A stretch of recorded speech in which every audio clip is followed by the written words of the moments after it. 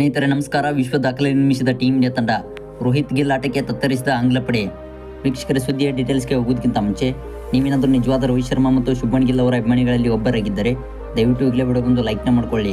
ಸ್ನೇಹಿತರೆ, ವಿಶಾಖಪಟ್ಟಣಂನಲ್ಲಿ ಇಂಗ್ಲೆಂಡ್ ವಿರುದ್ಧ ನಡೆದ 2ನೇ ಟೆಸ್ಟ್ ಪಂದ್ಯದ ದೊಡ್ಡ ಗೆಲುವಿನೊಂದಿಗೆ ಭಾರತ ತಂಡ 5 ಪಂದ್ಯಗಳ ಟೆಸ್ಟ್ ಸರಣಿಯಲ್ಲಿ 1-1 ಅಂತರದಿಂದ ಸಂಬಳ ಸಾಧಿಸಿತು.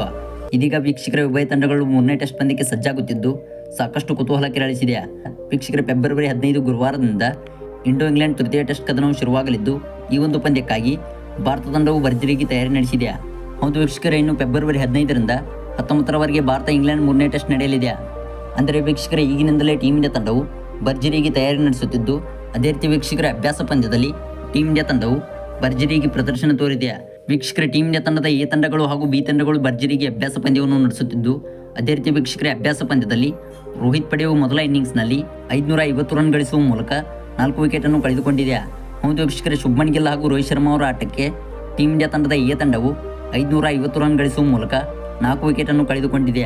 ವೀಕ್ಷಕರ ಶುಭ್ಮನ್ ಗಿಲ್ ಅವರು ಎದುರಿಸಿದ 55 ಎಸೆತಗಳಲ್ಲಿ 100 ರನ್ ಬಾರಿಸಿದರೆ, ಅದೇ ರೀತಿ ನಾಯಕನಾದ ರೋಹಿತ್ ಶರ್ಮಾ ಅವರು 85 ಎಸೆತಗಳಲ್ಲಿ 209 ರನ್ ಸಿಡಿಸಿ ದ್ವಿಶತಕ ಸಿಡಿಸಿದ್ದಾರೆ. ಅದೇ ರೀತಿ ವೀಕ್ಷಕರ ಟೀಮ್ ಇಂಡಿಯಾ ತಂಡದ ಎ ತಂಡವು 550 ರನ್ಗಳಿಗೆ 4 ವಿಕೆಟ್ ಕಳೆದುಕೊಂಡು ಡಿಕ್ಲೇರ್ ತೆಗೆದುಕೊಂಡಿತ್ತು. ಹಾಗೆ ವೀಕ್ಷಕರ ಮೊದಲ ಇನ್ನಿಂಗ್ಸ್ ಆರಂಭಿಸಿದ ಬಿ ತಂಡವು ಕೂಡ ಆರಂಭದಲ್ಲೇ ಭರ್ಜರಿಯಾಗಿ ಪ್ರದರ್ಶನ ತೋರಿತು. ಒಂದು ವೀಕ್ಷಕರ ಯಶಸ್ವಿ ಜೈಸ್ವಾಲ್ ಅವರ ನೆರವಿನಿಂದ ಟೀಮ್ ಇಂಡಿಯಾದ ಬಿ ತಂಡವು 220 ರನ್ ಗಳಿಸಿ 3 ವಿಕೆಟ್ ಕಳೆದುಕೊಂಡಿದೆ. ಯಶಸ್ವಿ ಜೈಸ್ವಾಲ್ ಅವರು ಎದುರಿಸಿದ 52 ಎಸೆತಗಳಲ್ಲಿ 109 ರನ್ ಸಿಡಿಸುವ ಮೂಲಕ ಇವರು ಕೂಡ ಶತಕ ಬಾರಿಸಿದ್ದಾರೆ.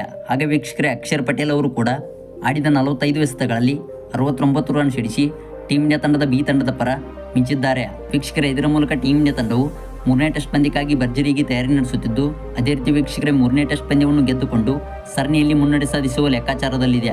ಹಾಗೆ ವೀಕ್ಷಕರೇ 3ನೇ ಟೆಸ್ಟ್ ಪಂದ್ಯದಲ್ಲಿ ಟೀಮ್ ಇಂಡಿಯಾ ತಂಡವು ಗೆಲ್ಲುತ್ತಾ ಅಥವಾ ಇಲ್ವಾ ಎಂಬುದನ್ನು ಕೂಡ ದಯವಿಟ್ಟು ಕಾಮೆಂಟ್ ಬಾಕ್ಸಲ್ಲಿ ಕಮೆಂಟ್ ಮಾಡಿ ತಿಳಿಸಿ.